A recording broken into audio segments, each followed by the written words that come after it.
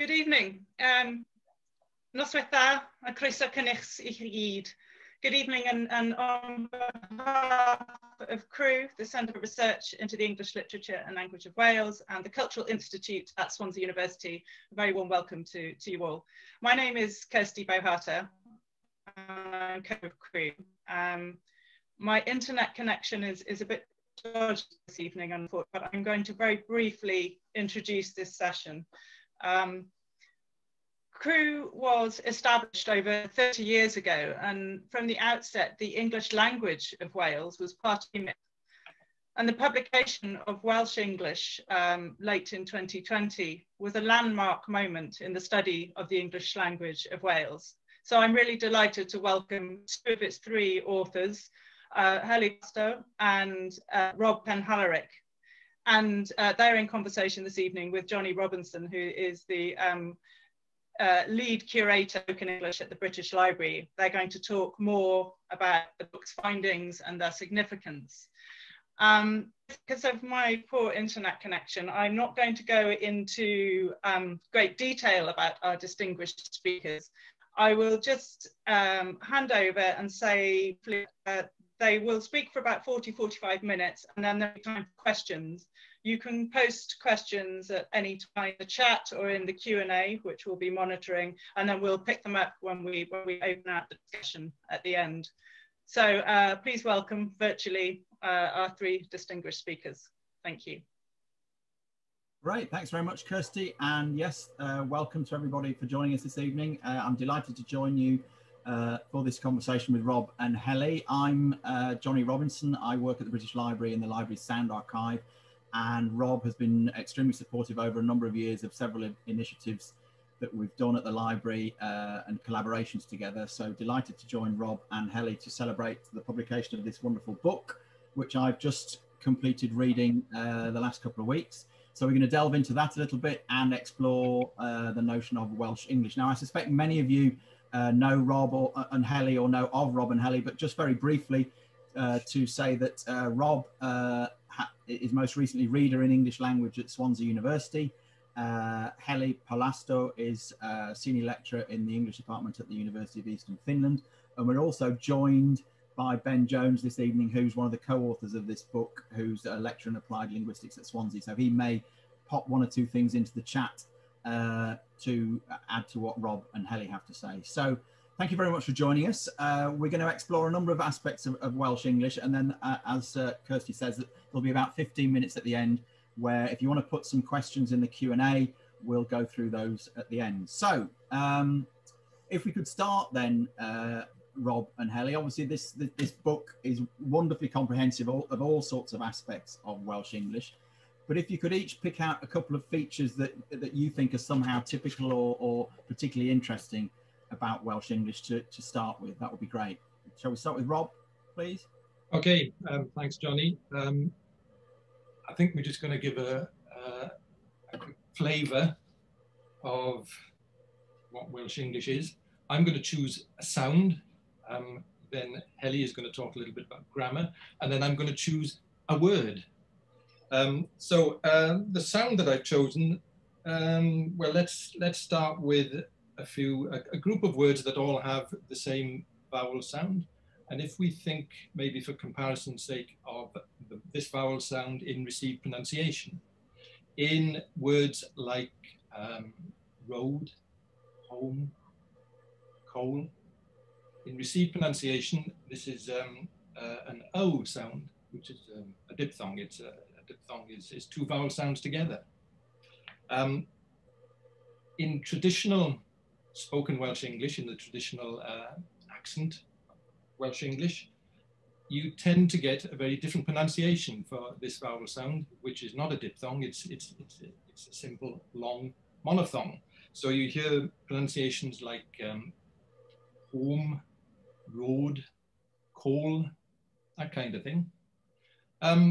There's variation, of course, but this would be a kind of typical articulation of that group of words and that vowel in Northern Welsh English and Southern Welsh English. Welsh English is, of course, a contact variety of English. That is, it emerged as a variety through contact between the Welsh language and the English language. And when languages come into contact with each other, they tend to kind of bleed into each other. They kind of merge in a lot of different ways. And they can do that. I mean, Welsh English is just one of many contact varieties of English across the world. And what's happened here in this one particular example is that different languages tend to make use of linguistic sounds rather differently. They may not even have the same inventory of sounds in different languages. And so sometimes when the languages come into contact with each other, a sound from one language will be borrowed into the other language. And that's what's happened with these road, coal, home pronunciations. In other words, the nearest sound from the Welsh language, the sound that's most similar to the sound that traditionally occurred in English, has been borrowed into English and has become part of English as it's spoken in Wales. And there are a lot of such examples in the varieties of Welsh English. A lot of the, let's say, distinctive sounds of Welsh English have actually occurred because they've been borrowed from Welsh language dialects into English language dialects as the English language has arrived and been taken up by speakers in Wales.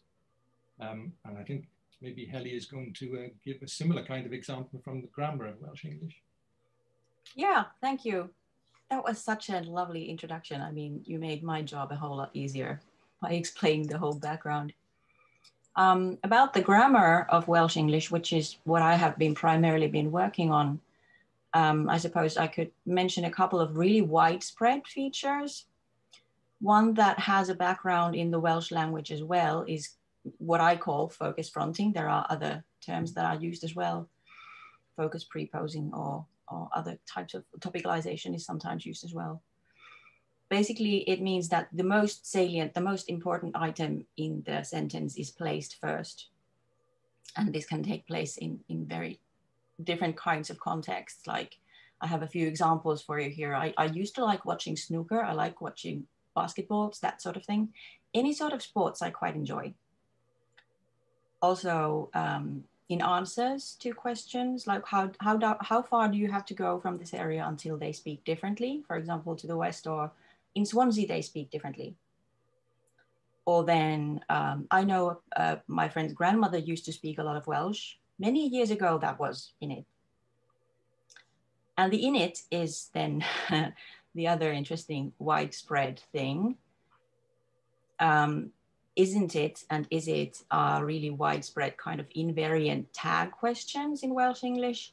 So instead of all the other types of tag questions that English normally has, Welsh English speakers might just replace all of them with isn't it or is it, like only now recently can girls wear trousers, isn't it?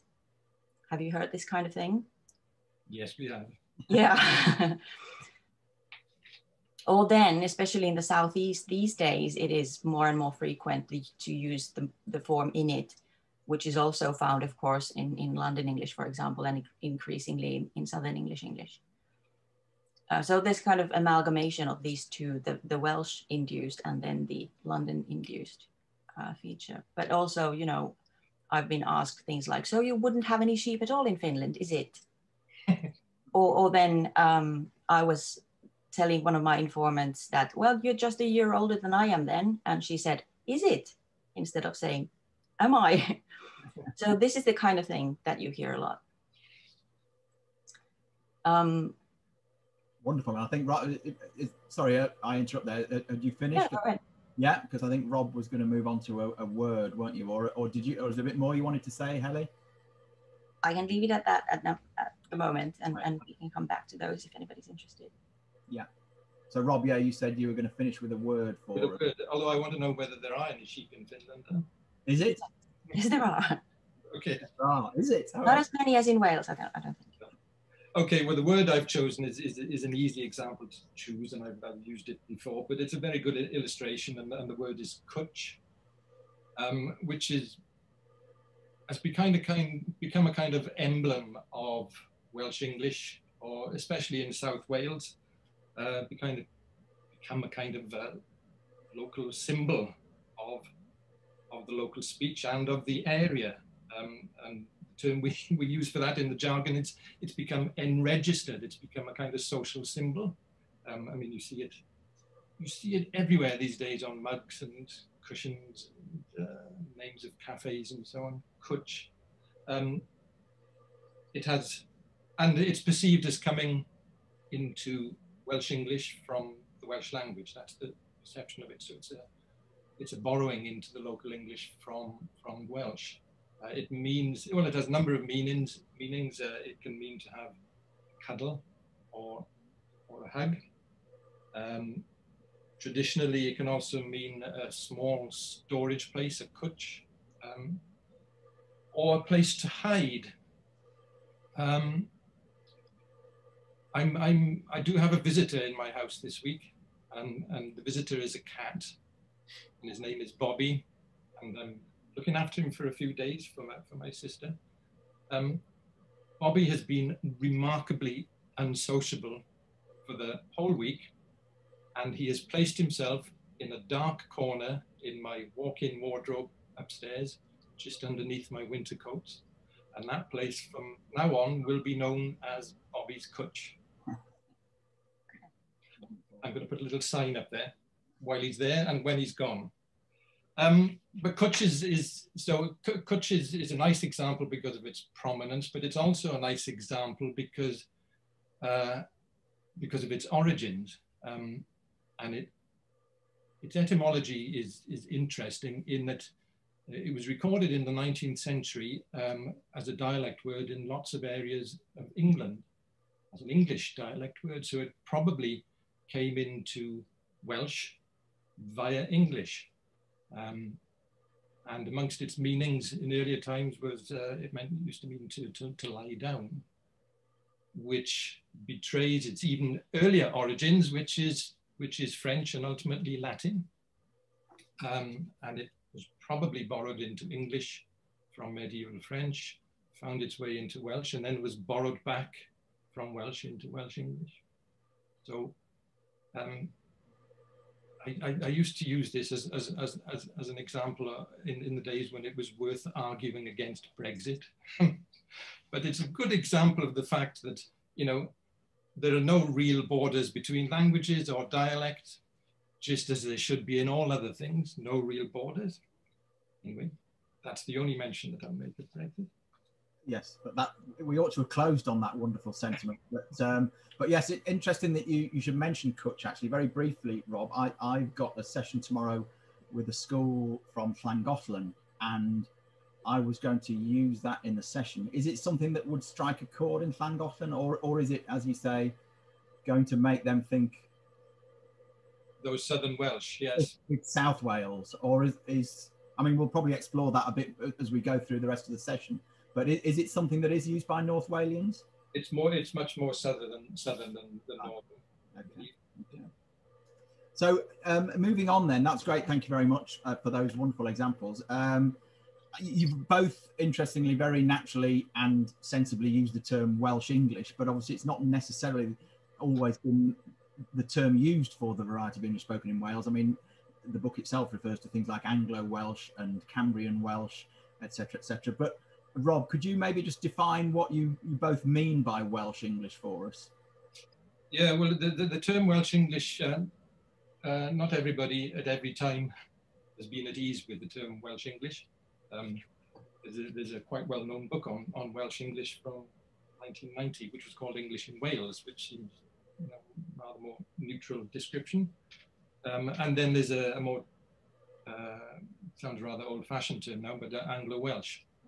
But we decided we're not having any of that. We're just going to go with Welsh English, and we'll kind of explain why a little bit later on, I think, in relation to some of the other things we're going to talk about. It belongs to a family of world Englishes, really. That's why we've gone with Welsh English.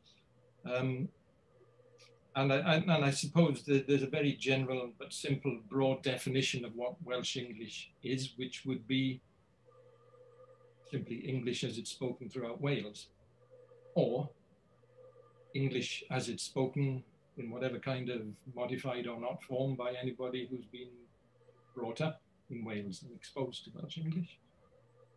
So that would be a simple definition. It does mask a number of things, however.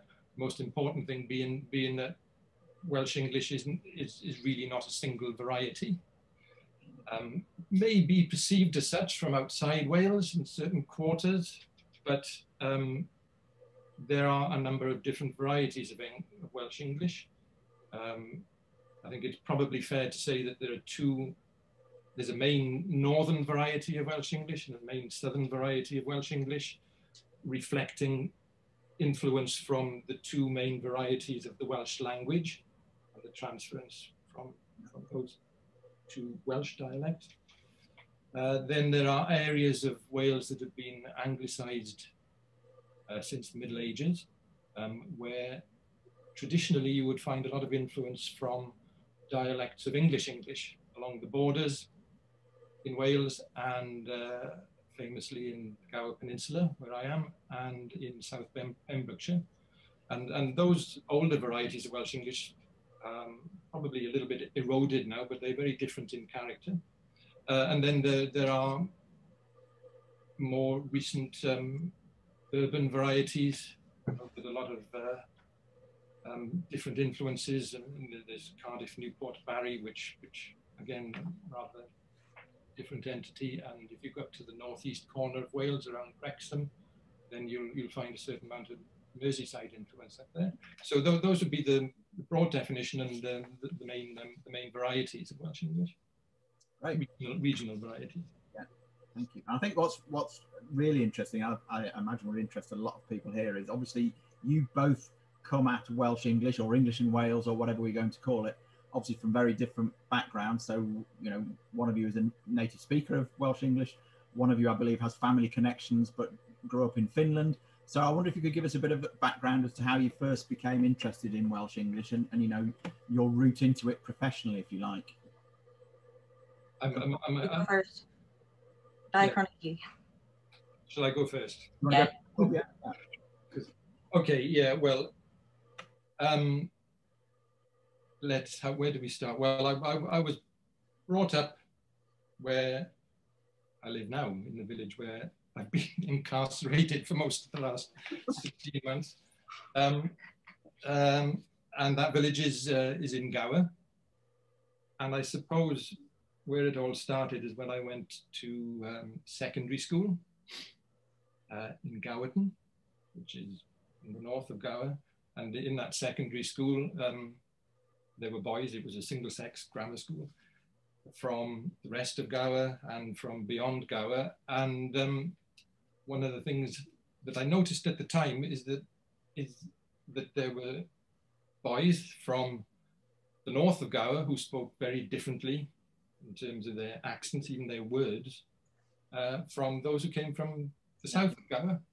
It's possible there may be a couple of these boys in the audience tonight. Well, I say boys, but anyway, that's where I suppose I first noticed something about the strange idea that you can speak the same language, but it's not quite the same language. It's a bit alien. When you hear some other speakers and when they're all mixing together, you think, well, I think that's what struck me, the kind of fascination with the way in which one language can sound very different. And then I did my undergraduate degree in the English department at Swansea, and it was mainly a literature degree, but I did an option course which was run by David Parry. And that option course was in linguistics with a particular emphasis on dialectology. And I suppose that's when my interest in this strange differentiation of English found some kind of scholarly home. David Parry was trained by people at Leeds University in the early 1960s, and Leeds University has this long-time tradition of the study of dialects in England. And when David came to Swansea University, when he took up a post there, he started a survey which he called the Survey of Anglo-Welsh Dialects, which was an investigation into the traditional English as spoken in rural areas throughout Wales. And it was designed to match a similar survey called the Survey of English Dialects, which, Jonnie, you know a lot about, which had been carried out in England. And the idea of both of these surveys was to investigate the oldest forms of spoken English in England and then in Wales. And David's idea was to eventually that the Survey of Anglo-Welsh Dialects would match up with the material gathered from Survey of English Dialects in Leeds. And so I got hooked on that. And it turned out I was good at phonetics as well. I was ridiculously good at phonetics, which is a good thing. It's a bit of, it's a bit of a curse as well, because you kind of hear everything. And then eventually I was able to do an MA in dialectology at the University of Leeds, where I was taught by Stanley Ellis, who was the main field worker for the Survey of English Dialects. And eventually I got back to Swansea and did PhD for David Parry's Survey of Anglo-Welsh Dialects, where I looked at the wild lands of North Wales and did a lot of field work and gathered a lot of information and did a whole load of phonetic transcription, which turned into my my PhD. So that's how I got involved. And then quite a bit later, and I've had occasion in recent weeks to be sorting out stuff in my office. And amongst the things that I turned up in my office is this, I've got it here, is a letter from March 1996 from a student in Finland, which begins, I am a Finnish undergraduate from the University of Joensuu, and the reason why I'm writing to you is that I will be doing my thesis on Welsh English. Dialectology has suddenly become very popular among the students over here. My masterpiece should be finished by spring 1997. Oh, masterpiece, is it? It was a masterpiece, and that was Heli. So over to you. So yes, in your case, obviously staying local and then going to Leeds was your route in, but obviously for you, Heli, as we've just heard, yes, different routes. So yeah, if you could explain also, Heli, that'd be great. Yes, well, I had like hardly ever heard of Welsh English prior to like starting my BA thesis as a student of English in Joensuu in the 90s. I mean, Wales as such is not a well-known concept in Finland. We know England, and then we know like, that's about it. Like people used to ask me when I was coming to do field work, you know, oh, you're going to England again. And I would have to correct them like, it's Wales. But yeah, basically, I got interested in Welsh English because I was interested in British dialects. And it turned out that there was fairly little that had been done on Welsh English apart from the Sound. So a lot of the publications that I could get my hands on at the time were based on the Sound. I couldn't get my hands on the Sound itself, of course, so that's why I had to come to Swansea. And also, I was interested in doing field work in the sense that I was curious to find out how people in Wales at the moment were speaking the language and how people of different ages were speaking it and how it was maybe changing. So this kind of an apparent time approach to the dialect was interesting to me. And yeah, my mother's second cousin, a Finnish woman, obviously, was living in Lenyddiaeth. And so that became my first port of call. Her husband wasn't Welsh either. He was from Guernsey. But nevertheless, they had been living there for quite some time and they knew everybody. And that was a pretty useful way for me to get to start interviewing people then. Fantastic. And that's how it all started. Yes, wonderful. No, I've been doing it ever since. Always to have family who can become informants, isn't it? Or find informants for you. So yes. Great. So No, that's great to get an insight into the start. So maybe you could now both expand a little and tell us a little about the kind of the focus of your research and how it fits in with other traditions in the research of Welsh English or English language generally. So again, maybe Rob, if you want to start. Yes, well, okay. Yeah, the research that I did initially was within a certain tradition in dialectology, which was very influenced by 19th century philology. So it goes back that far. And as I said earlier, the idea was to collect information from the oldest stratum of speakers, in order really to find out a bit about earlier forms of English and to make a record of traditional spoken English in England and in Wales, because such a record didn't really exist.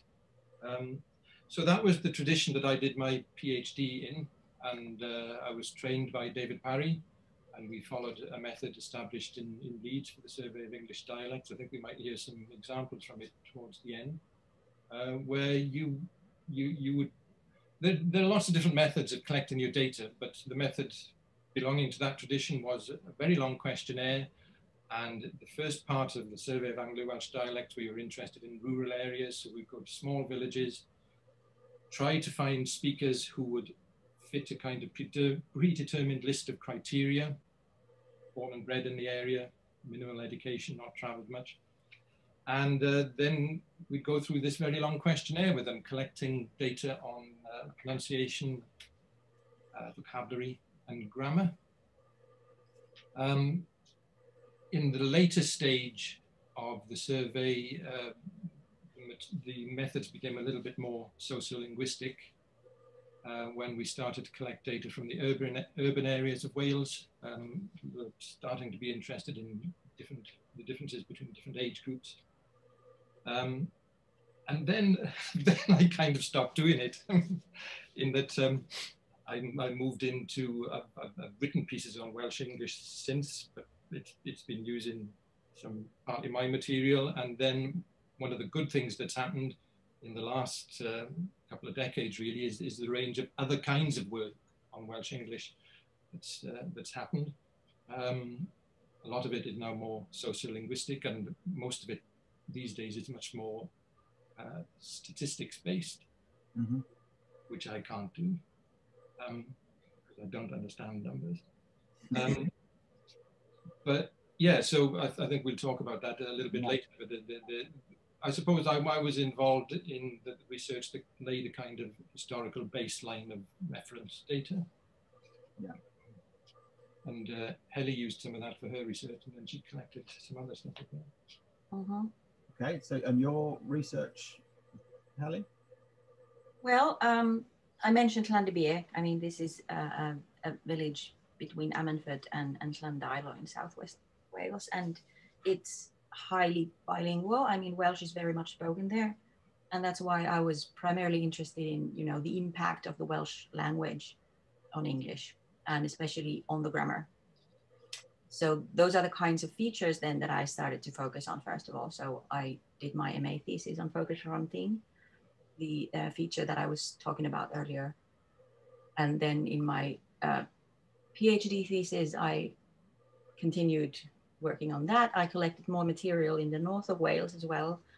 I got acquainted with lovely Welsh people in Lenyddiaeth who introduced me further to their friends and relatives in the north of Wales, and they set me up with new informants again in different locations, and just rolled out really nicely. And I'm forever grateful to these informants and to my contacts in Wales that they helped me out to collect the data. But yeah, I mean, focus fronting and then the progressive, the continuous tense, in other words, and how that is used differently in Welsh English in comparison to English. So it's used in different kinds of grammatical contexts and spectral contexts. And from there on, during the process of writing this book, obviously, then I had to go on and look into further features which have not necessarily been studied that much beyond the Survey of Anglo-Welsh Dialects. And I suppose it's a bit more sociolinguistically oriented than Rob's work initially, at least, because I was interested in variation and change, hence interviewing people of different ages, for example. I was going to say, could you go into that a little bit? Obviously, I imagine many of the audience will know what you both mean by the distinction between dialectology and sociolinguistics, but if you could maybe just describe, Heli, how your interview methodology might slightly differ from a traditional questionnaire type of thing. Well, I did sociolinguistic interviews. I didn't have a questionnaire. And basically, I was inspired by Rob's questions, especially in his survey of urban Anglo-Welsh dialects, which was conducted in the 80s in urban localities, because Rob was then asking people about like their, the positions of the two languages in the area, for example, and people's like personal contacts with Welsh and English and their dialect attitudes and things like that. So that's something that I was then interested in talking to my informants about as well. But obviously, my research has primarily focused on like the linguistic aspects of what they're saying. So in other words, using the interviews as a kind of basis for drawing quantitative as well as qualitative conclusions on how the dialect varies in different parts of the country. But I have also been looking into like dialect and language attitudes a little bit on the basis of my interviews. Yeah. That's a whole different subject, obviously. It is, and it's something I think we were going to move to next, actually. So, yeah, I'd be interested to know what you both think about how Welsh English is viewed both within Wales and beyond. What sort of attitudes do you encounter towards Welsh English? Rob, do you want to go first? This is where I can get into hot water. Yeah, well, the language issue is always a lively issue in Wales. So I suppose that, yeah, I can hear friends and family drawing in their breath now if I say I've got a few things to say about Welsh English. I mean, Wales is a bilingual country. Welsh is obviously viewed as the national language. And English can be viewed as the invader language and a threat to Welsh, which it is across the world to other languages as well. But that's a little bit of a problem then for those who speak Welsh English. Then there's another aspect to that problem, which is that, like other non-standard varieties of English, Welsh English doesn't really have much, well, any overt prestige. In Britain, non-standard Englishes tend to be compared with standard English, non-standard accents with received pronunciation.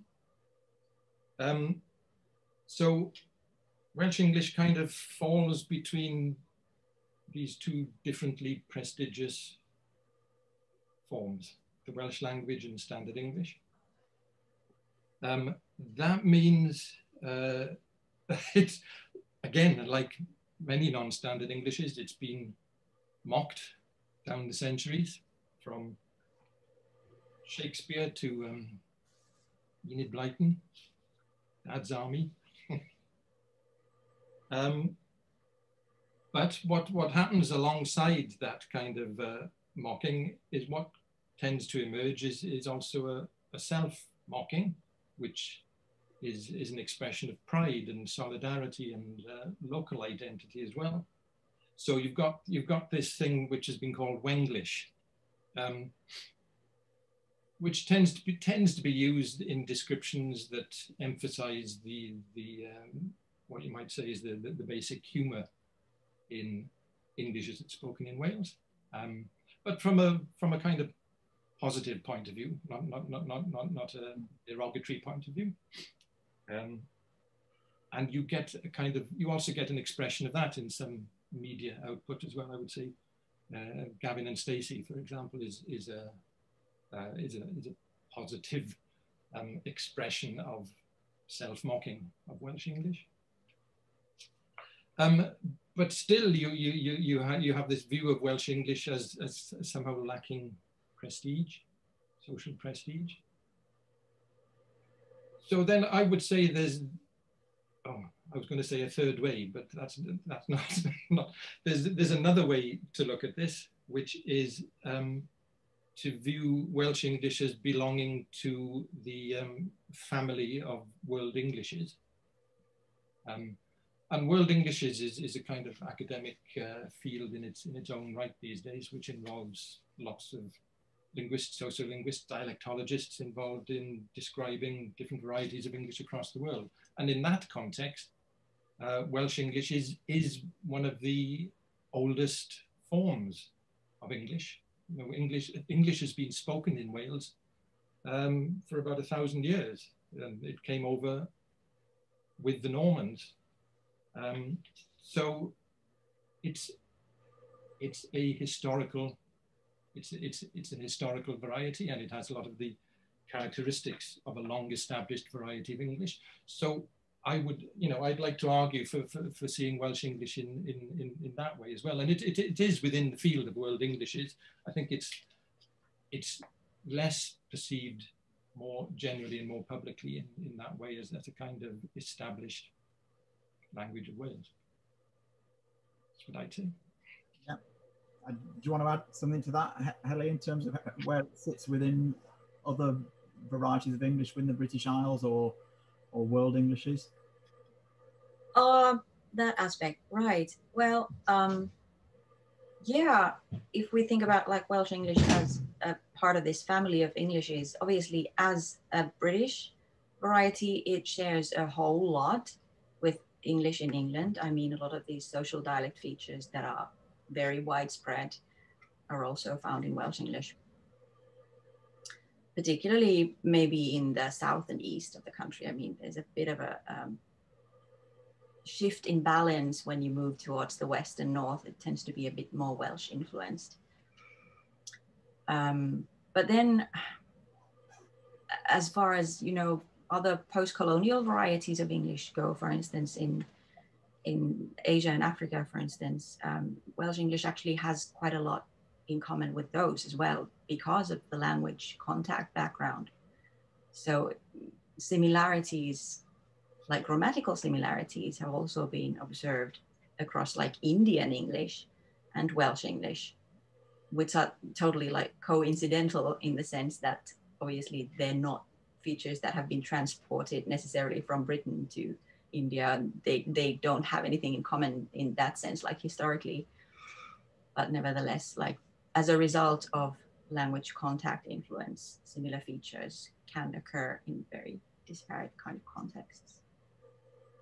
So in a way, yes, Welsh English is a part of the British English superstrate, which has been transported to other parts of the world. But then it is also quite unique in the sense that it has these contact-induced features. Could you give us any examples of things that are common between Indian English and Welsh English then? What sort of things are we talking about? Well, focus fronting, for example. Right. I mean, Indian English speakers use very similar kinds of fronted constructions. Okay. They also extend the progressive form, the continuous tense. Yeah, of course, yeah. I am knowing your sister, that kind of thing. Although the Welsh English speakers wouldn't be using that particular phrase, but yeah. Great. I'm conscious a little bit of time, and we wanted to play that clip, didn't we? So I think a couple of questions, one for Rob, one for Heli, and then we'll go to that clip. So maybe in a couple of minutes, Rob, if you could just give us a sense of how research into Welsh English is evolving, what sort of gaps in knowledge are there, future areas of research, and that kind of thing, that would be great. So if we could do that in a couple of minutes, and then I've got one final question for you, Heli, before we move to that clip. Okay. Well, in the process of writing the book, I discovered that before David Parry's Survey of Anglo-Welsh Dialects, there was a good deal of other work that had been carried out kind of individually in the traditional, the longer standing Anglicised areas. So if you dig hard enough, there are a lot of little glossaries of forms of English along the borders and in Pembroke and in Gower. And so there's quite a lot of older historical material out there waiting to be revived and republished, I think.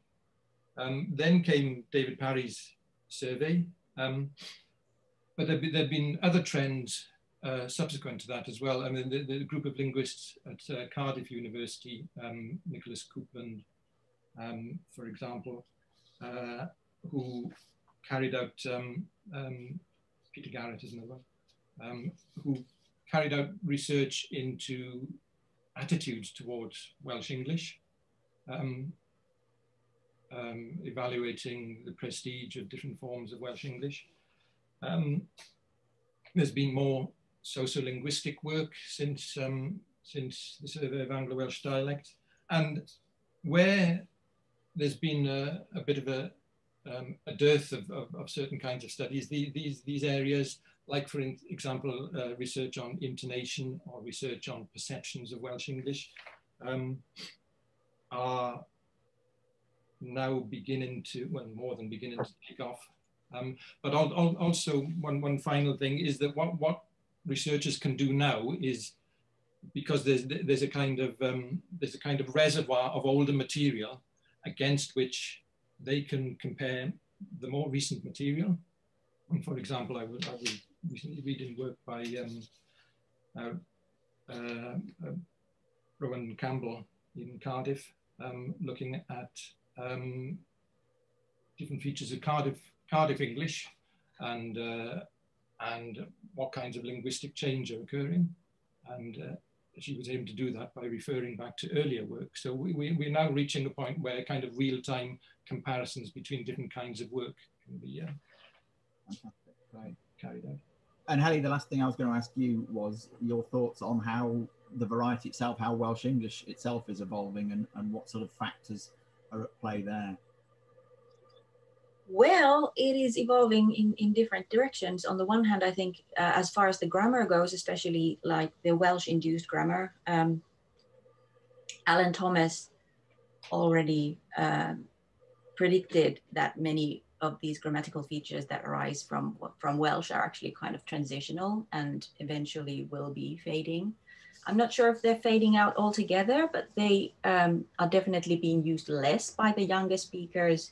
And they might be used in different ways. I mean, in ways which align with English, like in the case of the innate tag, for instance. So it has its roots in Welsh English, but it is being used in similar ways to London English. As far as the pronunciation features go, there are also like London-induced characteristics coming in, especially in the southeast, like the TH fronting, H dropping, these kinds of things. Some lexical items are also entering, like bruv, these kinds of like multicultural London English types of expressions are also entering the language. So on the one hand, I think the Welsh-induced features are kind of being leveled. And on the other, there's like new stuff coming in, especially in terms of lexicon and phonology. The phonology of Welsh English is remarkably resistant to change, I think. Rob will probably agree with me there that it is not changing very much. Yeah, we better not go there. Yes, you're probably right. Yeah, yeah. It is more resistant than the grammar and the lexicon. Yes, yeah. In which case, that's probably a wonderful time to listen to the sounds of a wonderful Welsh English speaker. And yes, so as I say, I can certainly recommend this wonderful book. It's obviously incredibly authoritative, but it's also very accessible as well. There's some wonderful stuff on representation in the media. You mentioned Gavin and Stacey, Rob. There's a wonderful list of all sorts of examples of where Welsh English has been represented in film, literature, even in video games, which I thought of as an area of linguistic research, but of course it is. So, no, wonderful book. So I'm going to now share screen, if I may, and just brief alongside the book, show you a couple of resources at the British Library where you can access lots of recordings of speakers of Welsh English. We have the sounds.bl sounds.bl.uk website has huge numbers of recordings from various collections. Rob's mentioned a couple of these and Heli's mentioned a couple of these this evening. Survey of English Dialects being the survey in England, from which the Survey of Anglo-Welsh Dialects that you both mentioned very frequently derives.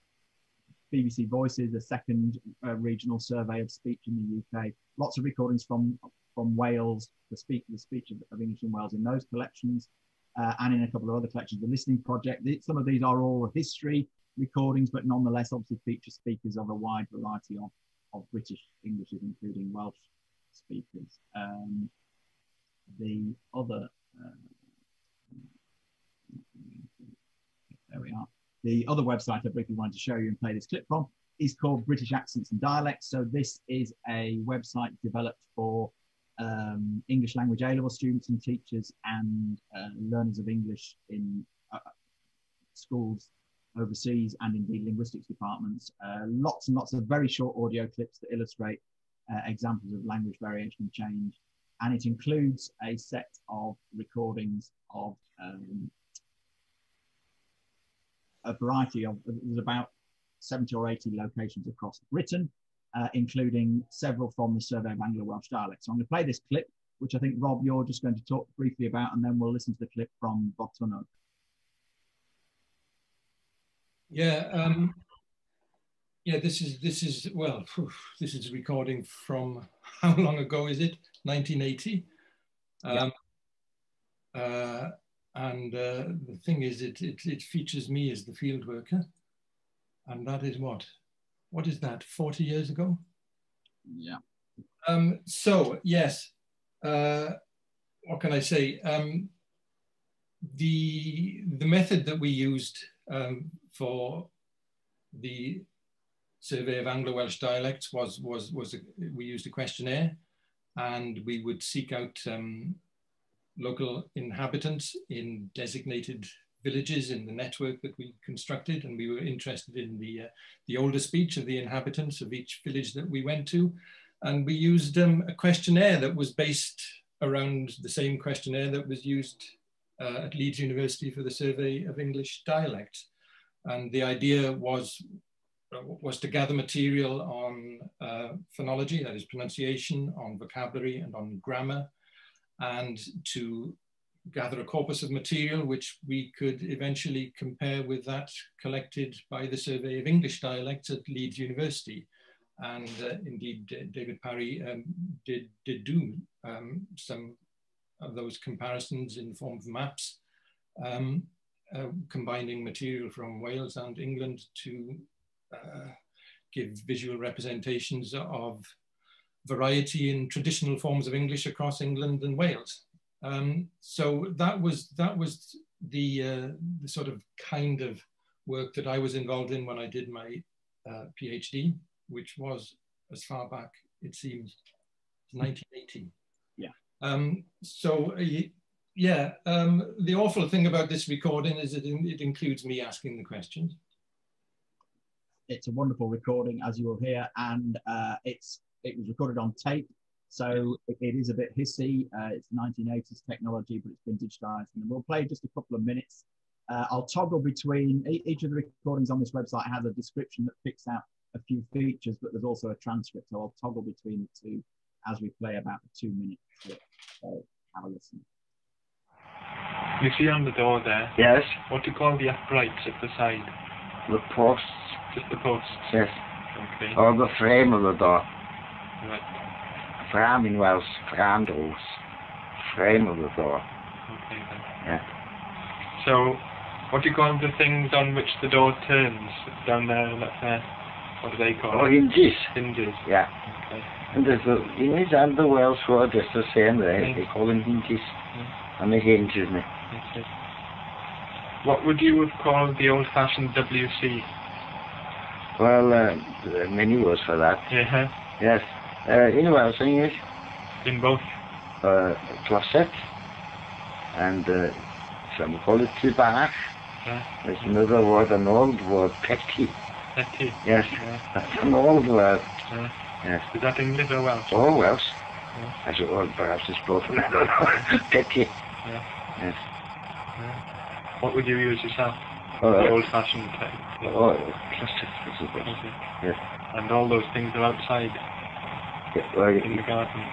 yes. Down the path. Yes, yes, in the old time, isn't it? But then in and outside the there, isn't it? Yeah. Yes. And what would you call, again, this is in times gone by really, the place outside where you'd put your cinders and other stuff that you throw away? Well, on a farm, we put them in the mud chip, Tommen in Welsh. Tommen. What about someone who doesn't live on a farm? Hey, your voice hasn't changed at all, Rob, has it? Oh, no. Anyway, is there anything, before we go to questions, please do put some questions in the Q&A or in the chat. Is there anything you want to add to that, Rob or Heli, before we open it up to questions? No, I'm okay. I think we can open it up. There's a little bit of information there you can see from the website. Yeah, I mean, maybe just say that you play the recordings and then you can get a little guide written by yourself to each recording while you're listening. Yeah. Okay, great. So I'm going to hand back. Thank you very much, both of you. That's been a wonderful insight into Welsh English and background to the book and your research interest. I'm going to hand back to Kirsty, I think, who's going to chair the Q&A. I see there are already, I'll stop sharing the screen, there are already one or two questions in the chat and in the Q&A. So is Kirsty able to rejoin us? Or? I think I'm here, but I'm going to leave my camera off because it might help the internet connection. There are quite a few questions coming in. I am going to just go through these in the order in which appear, to be completely fair to everybody. The first one then says, Rob, you talk of the influence of North Walian English, but isn't Liverpool influenced by North Welsh? Then it's been corrected to English, so I'm not quite sure whether that means isn't Liverpool influenced by North Welsh or by North Welsh English. I'll leave you to debate the connections between Liverpool and North Walian languages. Yeah, that's beyond my remit, I think. Yeah, there is Merseyside English influence on North Walian English, particularly the, what is it, which side, the east.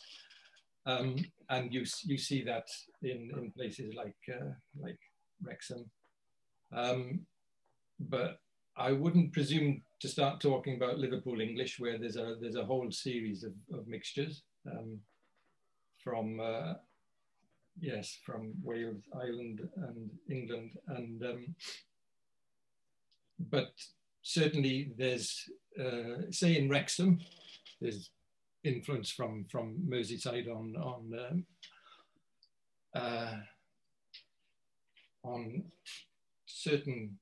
certain parts of North Wales and the English spoken there, especially the borders and the coastal areas, less so inland. That kind of Thank you. is not quite a full answer, but I'm steering clear of trying to be an expert in Liverpool English. Fair enough. Another question, where does Welsh English stand in the regional prestige league of varieties of English? Can you say that again? Because I'm not seeing any of these. Yeah. It's in the Q&A. This is in the Q&A, Rob. If you go to the Q&A and open that, you'll see them. This is the top one. Can you see it now? It's about where the prestige of Welsh English in this regional prestige league. I'm imagining it like some kind of football tournament. Yeah, well, it depends which league table you look at and from when. How can I summarize that? You know, it doesn't do too badly. Not these days, especially. It depends on the table, really. Have improved. Yeah, Heli, sorry. Yeah, I mean, the recent surveys, dialect surveys indicate that people's attitudes towards Welsh English are much better these days than what they were in the 80s, for instance. Yeah. But by people, I mean inhabitants of the UK. Yes. I mean, generally, the non-standard accents are used more for selling and other things than they used to be, because they're generally perceived as more friendly than standard English or RP. So, you know, you'll see many more advertisements on TV, or you'll hear regional accents much more in certain contexts than you used to, because of the positive friendliness connotations of non-standard Englishes. But I don't know how to how it's questioned. I mean, overall, Welsh English doesn't do too badly in these kinds of ratings games, because it's perceived as well, as non-standard, but also friendly. But there are a lot of little surveys down the years looking at kind of league tables of different varieties of spoken English. I'm not going to ask you who's the top and the bottom, but Ben Jones has just added a comment here saying that, of course, they're also utilised more in fictive media representations these days too. That's in chat if you're looking for these. There are quite a few questions, so I'm going to move on to another one now. From Clive Upton: I'm very pleased to hear the long pedigree of English in Wales being rehearsed. Thank you, Rob. Could something be about any apparent time evidence change in South West Wales, Little England, Wales, in face of concerted official drives to promote Welsh? Oh, you've got the Pembrokeshire question. Can we let Harry answer that one? Thank you so much, Clive. That's inviting me to jump in to a minefield. Let me just say that Clive was one of the first field workers for David Parry, who was mentioned earlier on, David Parry's Survey of Anglo-Welsh Dialects. And Clive did work on Gower, I think, even before my time. So apparent time evidence of change in Southwestern England. Oh, honestly, I don't know. I don't know. What can I say about that? You know, there are areas of Wales where English has been spoken for 1,000 years, and that English is based in a regional form of English, and you get that in South Pembroke, you get it in South Gower, forms of English that came over the Bristol Channel from the southwest of England. For a number of reasons, those traditional English dialects of Wales are rather on the wane. They had back in I was going to say back in Clive's time, back in the 1960s. There was a lot of evidence of traditional West of England grammar in Gower and Pembroke. There is less of that these days, but that's probably got not much to do with language policy in Wales. It's just that the long-standing influences and the speakers are no longer there. That's me dodging Clive's question.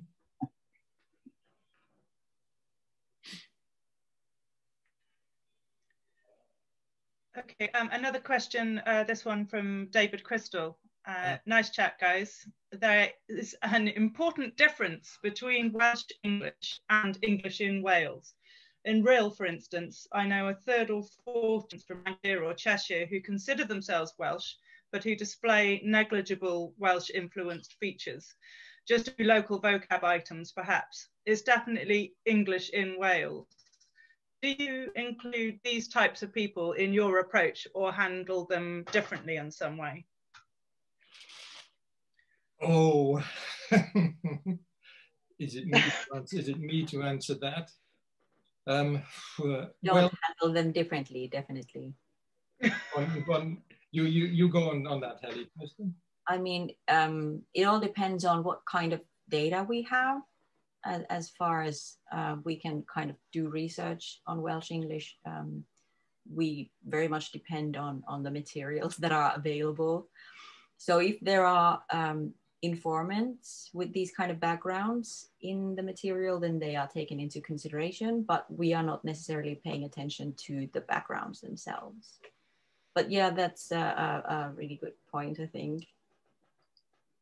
As far as, I think it's important as well that you point out that they consider themselves Welsh.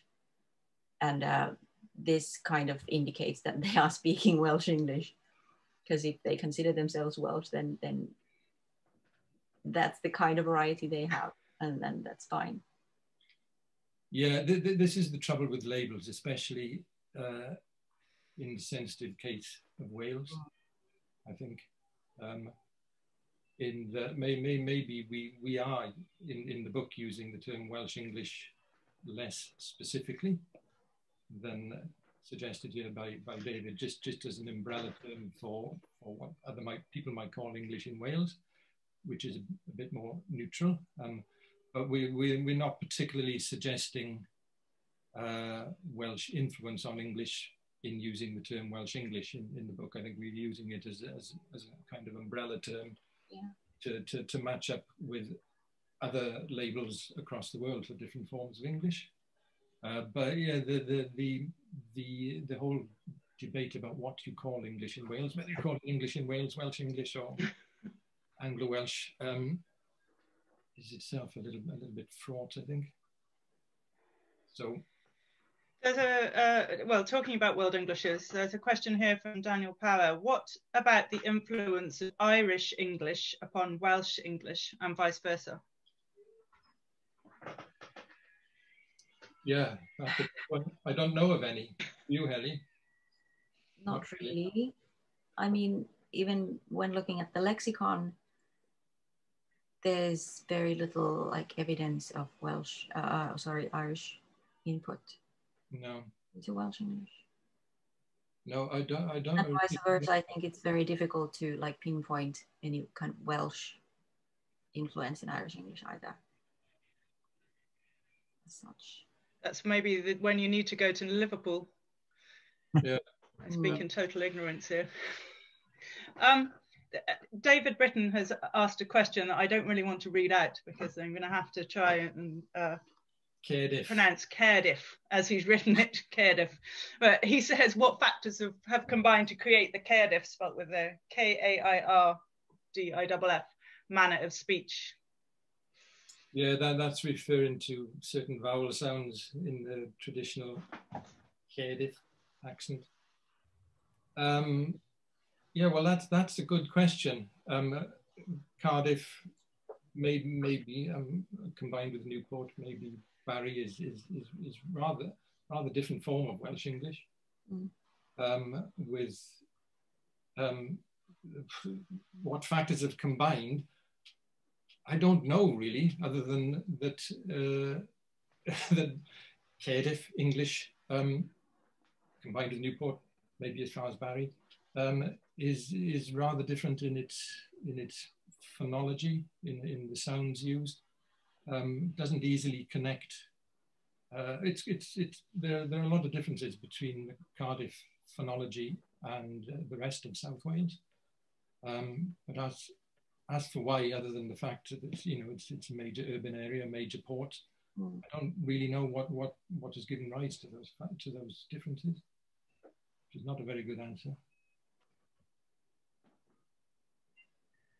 But there we are. We don't know.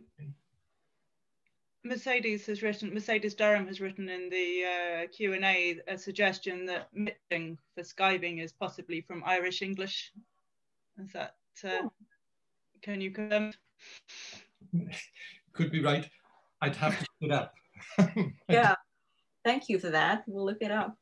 Yeah. I don't know, Ben might know a bit more about this. He's been doing... Is that one of the words that's in... Sorry, is that one of the words in your chapter? Yeah, we I talk about it, but I don't talk about its origin. So its etymology, no. It certainly occurs in BBC Voices in Northern Ireland, Mitch. And Okay. I thought you talked about it as existing in Gower, Rob, because that's one word that we always used in North, and I didn't. It was shocked when somebody asked me what it meant, because I had no idea it was local to that part of the world. It is used in Gower. Again, I'd have to look up my own work to see where it came from, where else it's recorded, but certainly it's very familiar to me. Yeah, it's when, yes, skiving, when you're tempted to go missing and not turn up for school, for example. I don't know, I shouldn't say this, but does it have an Old Norse etymology? Richard Robinson is just saying that mishing, well, M-I-C-N-G, James Joyce. Very good, yes. So, yeah. But where did it come from in Irish English then? Can we look it up and get back to you? I'm conscious that time is going on, but there is one other question, and this one's actually for Jonnie. So I think it's worth just extending to ask you a question. You might not be expecting to answer questions, but could you say how much this work on Welsh English fits into the British Library's Sound Archive or its various dialogue projects? So does the British Library regard Welsh English as a national version of World English, or is it a regional version of British English, or maybe even a cluster of regional dialects? How does the British Library see Welsh English? I'm so glad you're asking Jonnie that question. I think we're very fortunate, if that's the right word, to have in our title the British Library, which of course can mean many things. Is it the British Isles? Is it Great Britain? Is it the United Kingdom? Our remit for collecting is to collect within the Sound Archive recordings made or about England, Scotland, Wales and Northern Ireland. There are, of course, national libraries in Wales and Scotland that have their own collecting policies, and we try to coordinate what we do with each of those institutions. So a lot of what we have at the British Library in St Pancras in London is replicated at the National Library of Wales if it has relevance to Wales, or at the National Library of Scotland if it has relevance to Scotland. So for instance, the BBC Voices collection that was created in 2004-05, the British Library has all the recordings from all over the UK, whereas the National Library of Wales has only the recordings made in Wales. So in terms of the work that Rob and Heli are doing and the research data that they're creating, we are happy to archive material on their behalf. As Rob mentioned earlier, Rob deposited digital files of the Survey of Anglo-Welsh Dialects at the British Library about 10 years ago. We also have digital copies and now the originals of the Survey of English Dialects. We also have digital copies of the tape-recorded survey of the Hiberno English, although the originals of those remain in Northern Ireland. We don't, to complete the 4 studies of the 4 nations, we don't have any recordings of the Linguistic Survey of Scotland at the British Library. They're based at the School of Scottish Studies in Edinburgh. So we kind of work in partnership with the national libraries in the 4 countries, but as the kind of the overarching British Library, if you like, we do tend to take on large collections because arguably we're more able to preserve them, digitize them, make them more accessible to a worldwide audience. So, but there is a lot of politics behind all what I've just said. So and nicely, sorry. Yeah, and I'm conscious of that. But we try to keep everybody happy if we can. That was an incredibly diplomatic answer, I think. There is one more question here, and as it's from Wyn Thomas, I'm going to ask it, and then we really will finish. Wyn says, examine the impact on English of the huge increase in Cardiff, etc., of Welsh schools.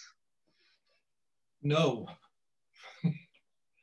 No, there's lots of things we haven't done, and that would be one of them. But I would like to think that you know, what was started by David Parry at Swansea University, whatever, 50 odd years ago, is now varying. It's growing and varying. So you know, the work that we did at Swansea was a kind of baseline looking into historical forms of English in Wales, and now there's a whole range of work going on perceptions of Welsh English, on Welsh English in Twitter, and a bit more work being done on intonation. But there's not that I know of anyway, there's not a lot that's being done on